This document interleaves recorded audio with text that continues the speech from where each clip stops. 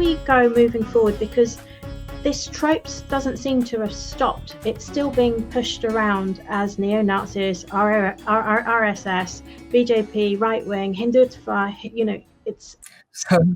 So let's do our little bit. It's a tiny bit, but it will have an impact, okay? So we've looked at what happened here in this country with regard to the Leicester issue and the appearance of this trope, of this hate speech, this vilification by association. Let's look at the record of this terrible person and this unbelievably horrible party, this BJP, this monster that is destroying freedoms in India. Here in the United Kingdom, we have a population of some 68 million people, and the governments are elected by tiny numbers. And in fact, the current leader of the Conservative Party was elected by what, 81,000 people? Now, this is the level of democracy that we're talking about in this tiny little island called the United Kingdom. A population of 68 million. And yet democracy is great here. Everything is fine. Nobody is pointing fingers at the British democracy.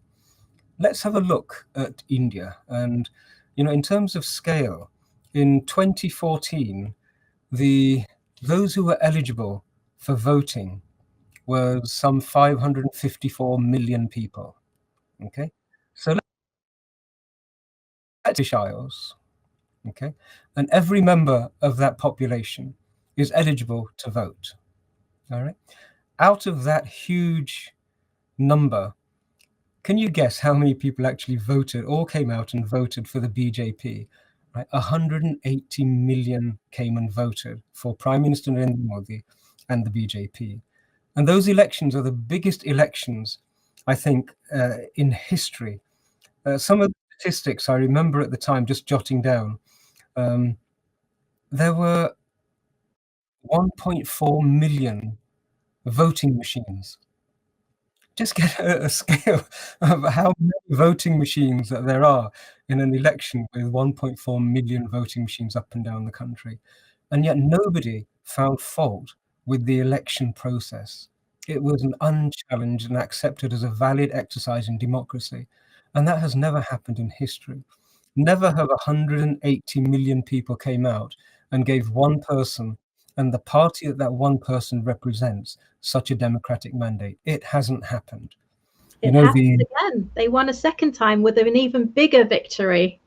It dwarfs Euro-Christian democracies in a totally different scale. I mean, in 2019, I think there were 600 million people who actually voted. So that's 10 times the population of these British Isles, right, who actually participated in the democratic exercise. And of those, there were 230 million who voted a second time round to support Prime Minister Modi and the BJP, okay?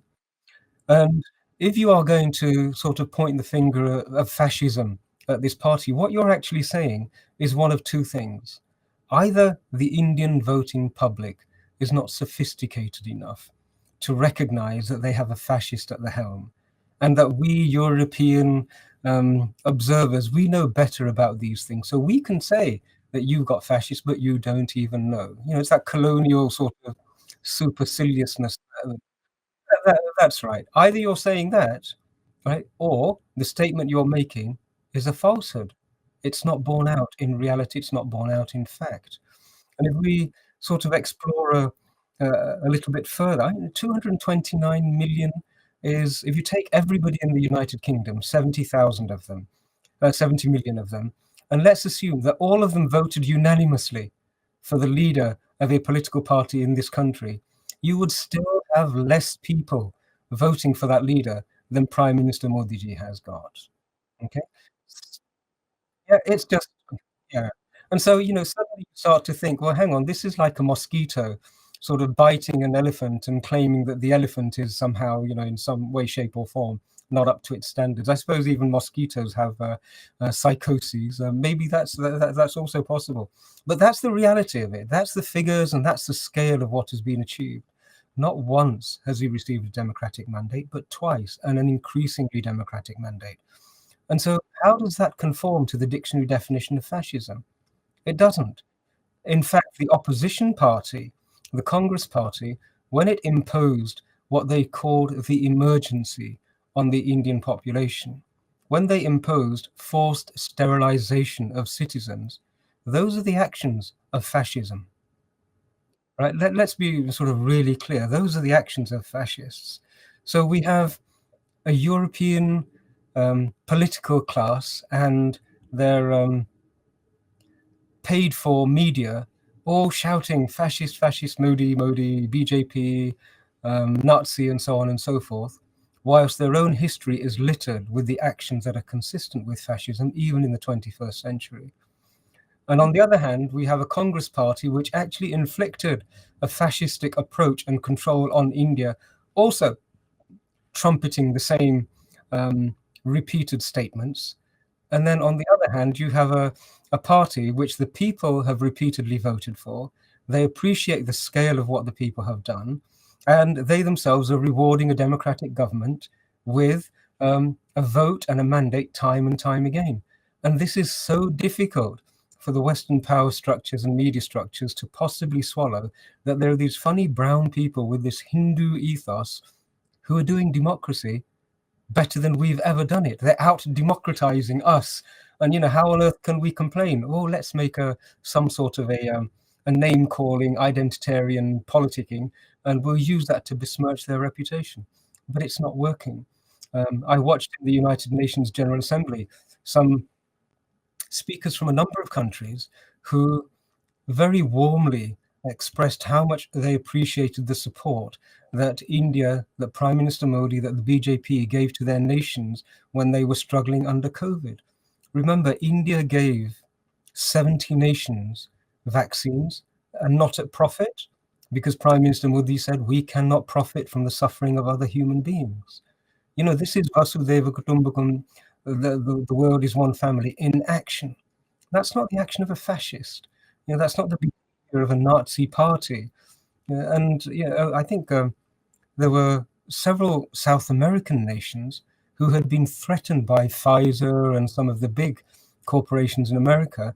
The demands had been made that we need to be able to have bases in your country in order for us to give you the vaccinations. Now, that's the actions of a fascistic mind.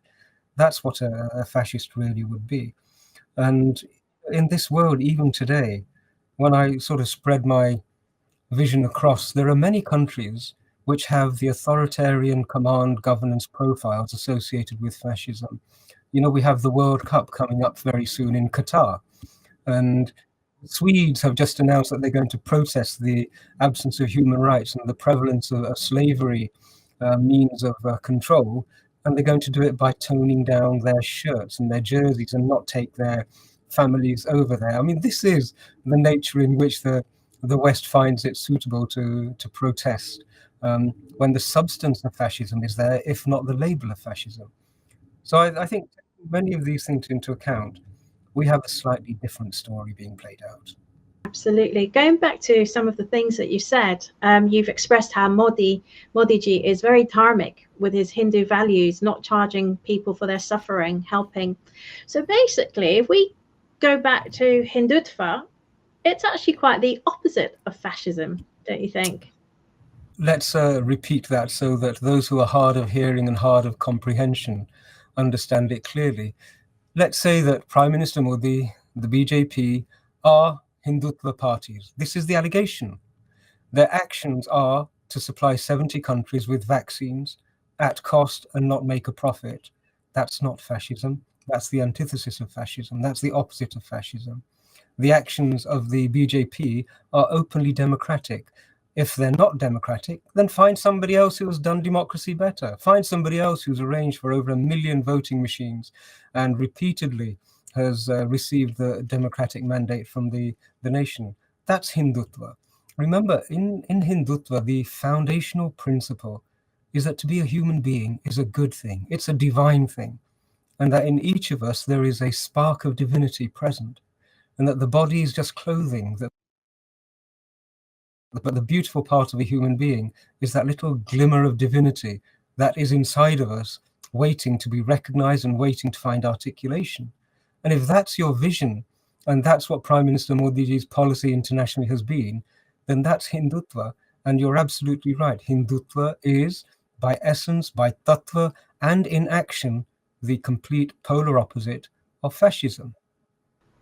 So basically, we need to reclaim the word Hindutva. It's a beautiful ideology, but it's been tarnished as something very negative. We need to own that and make it clear that Hindutva is actually very beautiful, and it's all encompassing for the whole world. Like you said, he's helped 70 countries with Hindutva. Well, I think we do need to reclaim it. And one of the ways in which we reclaim things is to deny those people who have vested interests which are not aligned with our own well-being. We deny them the right to define it. This is fundamental. And remember, in the West, a person can happily say, I identify as this pronoun. And it's accepted that they have the right of self-identification. And if you actually then dispute it, there are people who have denied a person's claim to be identified with one gender, and they have suffered as a result. They've lost employment, they have been brought in front of statutory and legislative bodies, and that's because they have a right to self-define. Like in many things, Hindus have that same right, but we're denied that right by people who seem to assume a higher moral ground and say, we can tell you what Hindutva is, we will define it for you, allow us to create the straw man, and then we can give that straw man a damn good thrashing at every opportunity, because we know when we hurt that straw man, it actually vilifies and besmirches you. They have no right to do this. Nobody has that right to do it to each other. You know, Hindus, we don't do this. We don't go around and saying, oh, you're Republicans, and therefore, you know, here's a bogeyman that we're going to create to harm your vision of what existence is about. And yet there are very aggressive, undemocratic, fascist ideologies which say we have the right to define your identity for you. And if that isn't authoritarian control, if that isn't the seeds of fascism, then what is? So those people who watch this, if you're not part of the Hindu family, you have no right to define us anymore. You know, in colonial times, that was something you appropriated and stole, but you do not have that right. It needs to be returned to us. Only Hindus can define how they wish to live in their homes, their nation, within their families and their communities. And if it's not causing anybody else any difficulty, then what business is it of yours? Yes, I think you're right there. They can't seem to shake off the shackles of colonialism. They have to, pigeonhole us still and label us and brand us. And no, thank you. I am a Hindutva. I'm a proud Hindutva. It's a beautiful ideology. It's a beautiful philosophy, and we can see the positive effects of it. So I think, yes, we should all wear it with pride and on our sleeves and reclaim it back. Well, there are 70 countries, as I've said, at least, who have appreciated the principles of Hindutva being present in the manner in which diplomacy is now being conducted. And so those who are challenging it, those who are wanting to vilify us on that basis, they're actually engaged in a losing battle. In the end, what is real will surface, and we have this as a national sort of a statement, don't we? Satyam evam jayate, that which is real will persist, will survive, will be victorious. And as the truth of what it is, what Hindutva really means, from a Hindu's point of view, Hindutva is Hinduness. That is exactly what the word means in the vocabulary, in the language in which that word exists. And so Hinduness is our right to determine and define what it is, nobody else's. And it is a good thing, in the same way that we believe that every human being is divine and capable of living with harmony. So is every single person who adheres to, or follows, or explores, or relishes, or even inquires about the Hindutva way of looking at things. It is Hinduness in action, and Prime Minister Modi, the BJP, and indeed the RSS, they have always acted according to the principles of Hinduness.